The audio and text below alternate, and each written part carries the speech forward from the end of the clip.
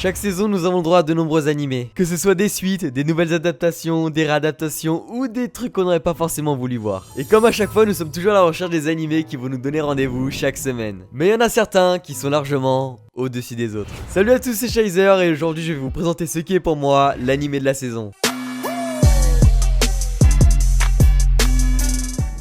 Les animés de l'hiver 2019 sont tous sortis. J'ai pu en regarder une grande partie et j'ai sélectionné ceux qui sont pour moi les meilleurs. Mais là n'est pas le sujet de la vidéo. Vous êtes là pour savoir quel animé aura tenu plus mon attention que les autres et pourquoi. Même si je sais que vous l'avez vu dans la miniature. Et je tiens à préciser que je ne parlerai pas d'une suite d'animés car le but étant de faire découvrir quelque chose de nouveau. Enfin bref, cela étant dit, nous pouvons dresser une liste des animés les plus prometteurs selon moi. Parmi eux, nous avons Boogie Bob, The Promised Neverland, Dororo et The Rising of the Shield Hero. L'opinion générale dirait que c'est sans contestation The Promised Neverland l'animé de la saison.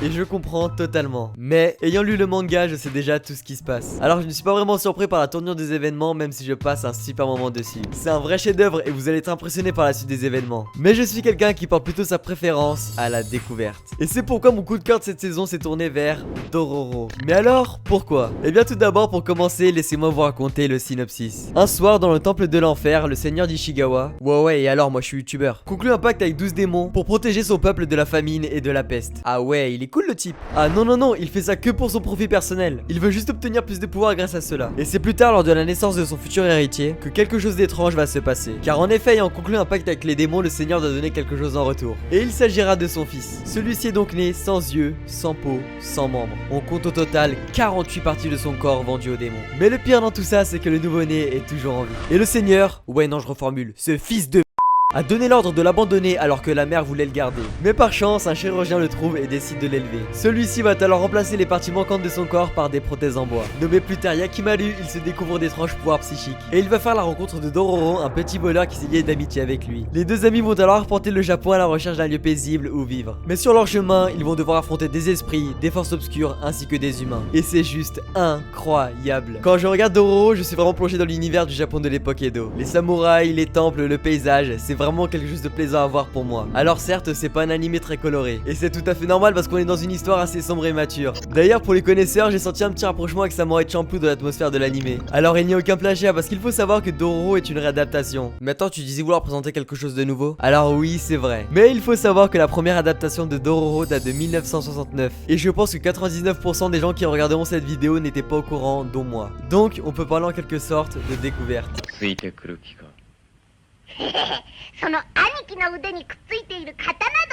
Alors évidemment je sais très bien qu'avec seulement 2 épisodes je ne peux pas donner un vrai jugement. Surtout que la vidéo est subjective. Mais au vu de ce que j'ai développé avant, je suis convaincu que la suite sera géniale. Parce que Dororo nous plonge dans l'univers d'un Japon féodal avec ses poésies à la fois tristes et joyeuses. Voilà, ce sera tout pour cette vidéo. J'espère que celle-ci vous aura plu parce que c'est la première fois que je vous présente qu'un seul animé. Alors si c'est le cas, dites-moi si vous en voulez d'autres de ce style. D'ailleurs je tiens à rappeler que cette vidéo ne reflète que mon avis et non l'avis général, alors soyez compréhensifs. Sinon dites-moi en commentaire quel est votre animé préféré de la saison. N'oubliez pas aussi de liker et de vous abonner, ça me booste vraiment à continuer à vous proposer une vidéo par semaine. Et quant à moi, je vous dis à la prochaine, c'était Shizer et regardez Dororo.